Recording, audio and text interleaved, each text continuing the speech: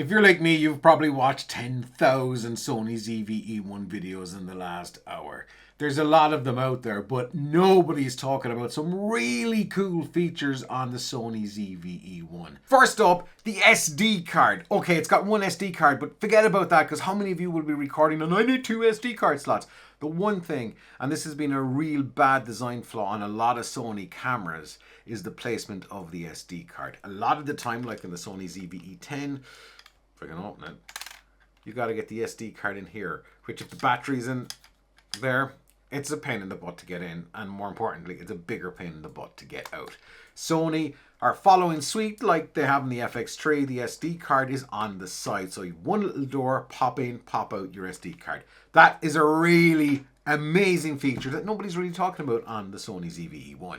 There is something else that so many of you are going to be happy about on the Sony ZV E1 now. I don't really get it, but I can understand why people would get so annoyed with this. So if you shoot a time-lapse on nearly any Sony camera, you've got all the images. They all come out, whether they're RAW or JPEG, you can edit them, and then you've got to bring them into your editing software and create an image sequence which gives the illusion of movement, all of those frames together. Anyway, now within the Sony ZV E1, and this is a really cool feature that nobody else is mentioning yet, it does it in camera. So you have the option of getting all of your images out as normal, or it will actually create the video for you. Now the limitation I've seen is the shutter speed can only go up to about 1 second, but I think in a lot of cases for time lapses that's not bad, and you get the video directly out of the camera. I think that's a big win on the Sony ZV E1. There's another feature which is tiny, it's a small little feature, but I think they're really starting to nail the user usability and functionality of the camera. See this button on the Sony ZV E10? This one here. That. You got to keep pressing it if you want to go to video or photo or S&Q mode. You got to keep pressing it. On the Sony ZV-1, it's just got a switch. A switch, no more pushing buttons. I know it's a small thing, but when you're out and about, you're like, am I on photo? Why am I in S&Q mode? So having a physical switch, again, that's a win, I think anyway, on the Sony ZV-E1. This is a huge one, and unless you've experienced this in the flesh, it's possibly hard to comprehend. So Sony, I always feel, have incredible autofocus. It really works well, except for the last time there. But anyway, Sony FX3 firmware updates aside. It works really well. But if you use Sony's clear image zoom, which allows you to zoom into the image just a little bit more digitally, and it doesn't really lose any quality, you lost the opportunity and the ability to use that insane autofocus. Sony ZV-E1, you can push in with clear image zoom, and it doesn't lose the autofocus, which is a huge win, because I don't know how many times I've just wanted to push in a little bit more, and this is a 20mm lens, and it turns it into a little bit more, and you're like, I lose the autofocus. And when you're a bit away from the camera, it's kind of hard to nail the focus. I know it's possible, but it's just hard. So this is another really usable feature that they've put in here, and I think nobody kind of saw that coming. Something else that nobody saw coming was this dedicated AI chip. So they have this AI chip already in the A7R5, but this is doing a lot more in the Sony ZV-E1. So not only will it recognize your eye and your head, it'll also start recognizing your body, your limbs. So it's like, oh, that's an arm, which means the tracking and the focus capabilities in this is absolutely mind-blowing. But keeping that AI in mind, it also does something else which, while you can do it in post, again, it just makes it easier for the user to do it. Actually, I'm not sure what it's called. Anyway, what it does, it tracks you. So you can move around the sensor and it looks like the camera is moving with you. Doesn't seem to be perfect. Looking at Gerald Lundon's video, it's a bit stuttery, but it's a good option to have, saving you minutes in post. Now, if you saw my last video, there is this next feature. I just don't agree with it. I don't like the idea of it, but I can understand why some people would absolutely love it. And that's this cinematic mode. So what it does, it puts in black bars into your footage, because it's always cinematic when you've got those black bars, right? And then it puts on a kind of a burned in look. I did see a Cinetone, which is coming from Sony's direct cinema line of cameras like the Sony Venice. That trickled down to stuff like the Sony FX3, and now it is in the Sony ZV E1. Whether or not it's a full picture profile that you can use, or it's just built into the cinematic mode, amazing on skin tones. In fact, right now, this video has been shot using a Cinetone. So, that is another big but little win on this Sony ZV E1. But still, it's like, should I buy it? I'm going to get to that, but there's something else that if you're vlogging or you're doing any kind of movement with a camera, it's got this new microphone, which is like a 3 capsule microphone. And essentially what that means is it'll either automatically adjust where it's pointing. So if you're behind the camera and there's nobody else in front of the camera, it's going to know that it needs to start listening at the back. So it's going to pick up the audio from behind. You can have it do that automatically. It can pick up audio from all around, or it can... It's just such a useful feature because we've always gone from, you know, if you're out vlogging, you're like, oh, la, la, la, la, la, look at this. And then you turn the camera and you're like, blah, blah, blah, blah. But in reality, the microphone doesn't pick it up because it's pointing that way, not towards you. And all you get is...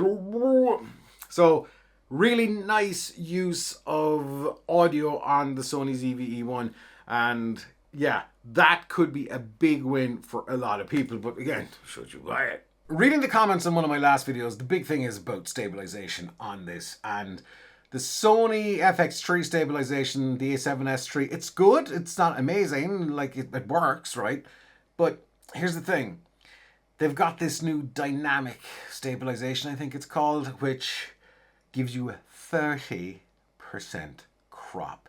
Now, this is a full frame camera, as is the Sony ZV E1. What does a 30% crop look like? It looks like this. And this is a 20mm lens. So you would need a super wide lens, maybe like that 16 to 35mm lens, which is a pretty big lens. You might need that in the Sony ZV E1 to utilize this dynamic stabilization, because that crop is quite substantial, which means it's going to be, your head is going to be really kind of wedged into people's faces if that's what you're doing. And depending on what you're doing, you may not have room for anybody else to fit into the shot. So it's very lens dependent on what you're using. The active steady shot should be okay, but it's a good option to have. But this dynamic stabilization, personally, I'm not particularly sold on it because there is a huge crop. Losing 30% of your image, that's not good. Ultimately though, what is good is it's using the Z100 batteries. I know I called it the Z1000 in the last video. Anyway, it's using these batteries, which will go on for quite some time. Now, there's a couple of things that I feel people really need to know besides these things that nobody's been talking about.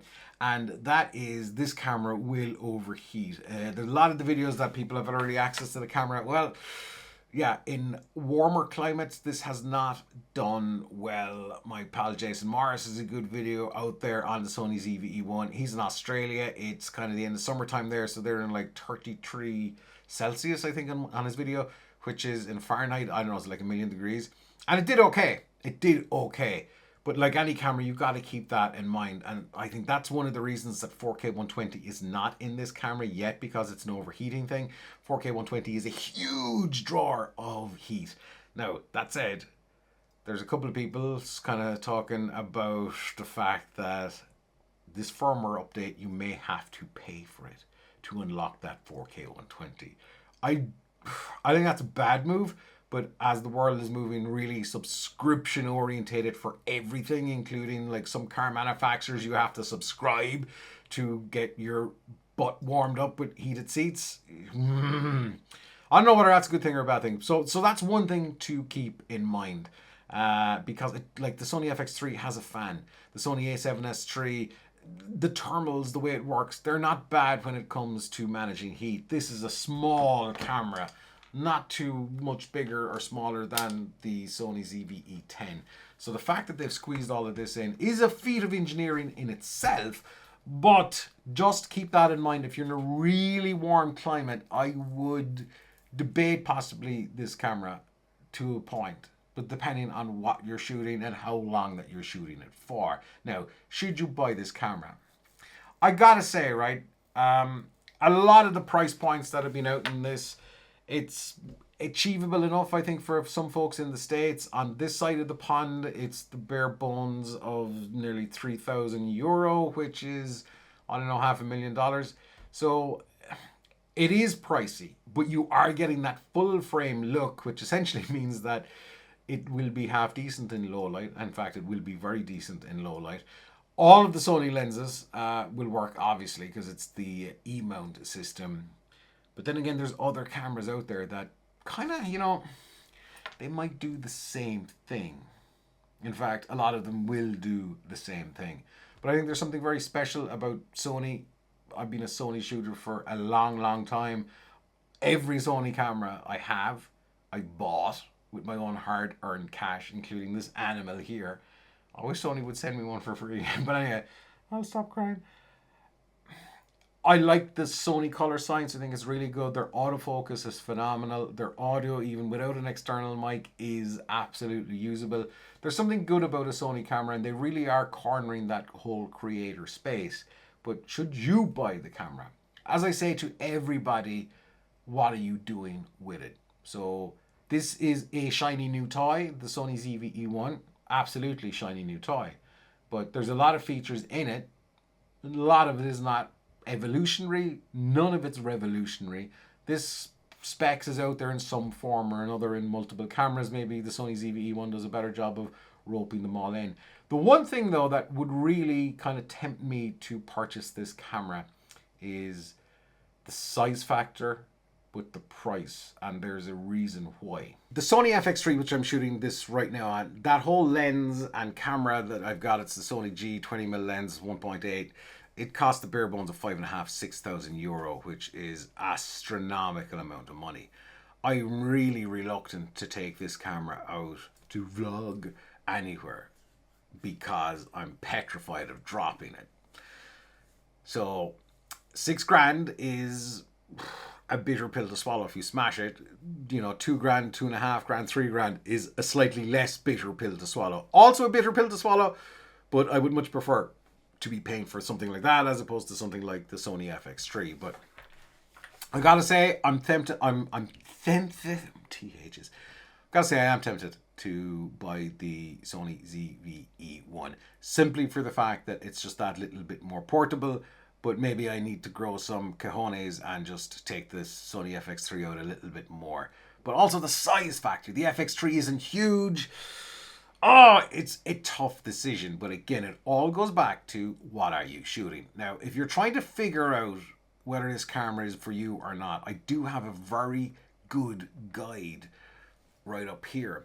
That's going to take you through a whole bunch of questions. And if you can start answering these, you're going to get a really good idea of what camera is absolutely for you, or maybe if you're buying it for somebody else. So check that out.